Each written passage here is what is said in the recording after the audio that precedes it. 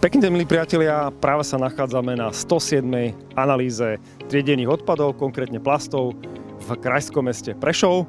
A okrem iného sa dozviete aj prečo prechádzame v tomto meste od 1. júla na tzv. Trojkombináciu, kde sa spoločne do jednej nádoby budú zbierať plasty, nápojové kartóny a kovové obaly. Pán Senaj, povedzte nám, teraz vás čaká v Prešove dosť veľká zmena v systéme triedeného zberu. A o čo ide? Momentálne od 1. júla prechádzame na jednotný zber plastov VKM, teda viacvrstvových kombinovaných materiálov a obalových kovových materiálov, s tým, že budeme to zberať do jednej nádoby, teda do žltej. Jednak to budú 1100 litrové nádoby a jednak vreciach, ktoré sú v domoch, teda u IBVčke. Má to snáď tú výhodu, lebo tým, že prešli nám obalové zálohovanie PETov, takže tým pádom poklesol aj počet vyzberaných plastov a takisto nám pošli hliníkové nádoby do zálohy. Takže tým pádom to by malo stačiť. Je to zároveň systém, tzv. Trojkombinácia, na ktorú prechádzame všade, kde sa na ňu prejsť dá. A väčšinou na to ľudia reagujú tak ako podráždenie, že sa im to zdá, že to není dobré, ale máme s tým veľmi dobré skúsenosti aj s ostatnými zberovými spoločnosťami. Vedeli by ste vypovedať nejakú ešte výhodu toho zberu, že sa zbierajú 3 komodity do jedného? V prvom rade teda zniží sa počet kontajnerov, teda nemusíme mať 4 kontajnery na každom hniezde, ale 3. A tým pádom ušetrí sa miesto jednak po sídliskách pre parkoviská a tak ďalej. To je tiež dôležité. A čo ešte my máme takú skúsenosť, že rýchlejšie sa točia vlastne tie odpady a hlavne pri nápojových kartónoch je to dôležité, aby čo najrýchlejšie sa dostali vlastne k spracovateľovi. Takže ďalšia výhoda alebo benefit tej trojkombinácie je, že je väčšia istota, že sa dostane ten materiál na recykláciu. To je taká naša skúsenosť. Takže, pán riaditeľ, chcel by som sa vás spýtať, cítite už na zložení odpadov v meste Prešov zavedenie zálohového systému?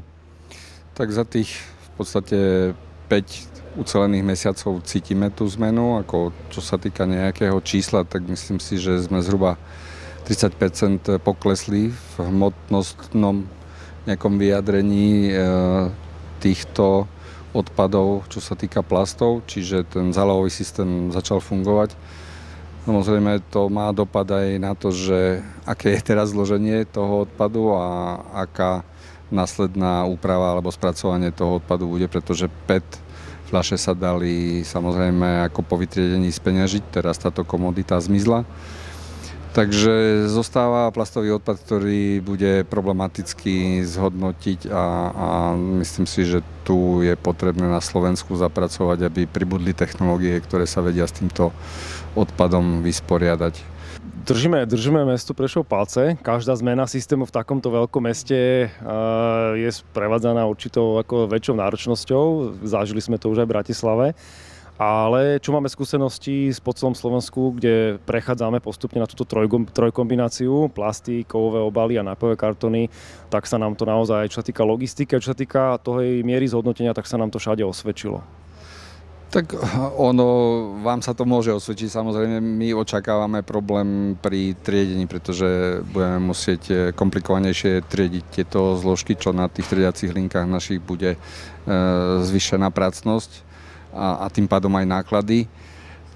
Takže toto je tá možno negatívna stránka toho, ale hovorím tým, že možno sa zníži počet nádob a legislatíva nám dodáva nové pekné povinnosti, čaká nás nejaká tá donášková vzdialenosť, čiže toto všetko budeme musieť v druhom polroku prehodnotiť tak, aby sme vlastne spĺňali ten legislatívny rámec, ktorý si myslím, že občas by mohol reflektovať aj nejaké požiadavky a dopady na prax, lebo mám taký pocit, že nie vždy sa takto deje.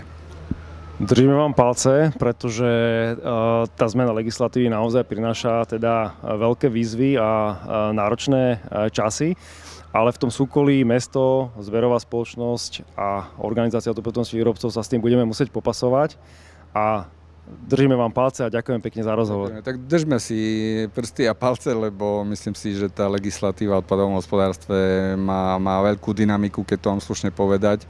a je niekedy problém sa s tým vysporiadať. Ja dúfam, že to nebude len o navyšovaní administratívnej záťaže, ale reálne to prinesie aj zlepšenie v samotnom zhodnocovaní a či už materiálov alebo celkové v tej recyklácii, aby cirkulárna ekonomika nebol nejaký nereálny vzletný výraz, ale reálna skutočnosť. Presne tak. Ďakujeme krásne za rozhovor. V analýzach triedených zložiek odpadov budeme pokračovať aj naďalej, pretože sú mimoriadne cenným zdrojom informácií o tom, ako sa nám darí alebo nedarí odpady triediť. Ak sa vám toto video páčilo, zdieľajte nás, lajkujte nás, komentujte naše videá a staňte sa našim odberateľom. Ďakujeme.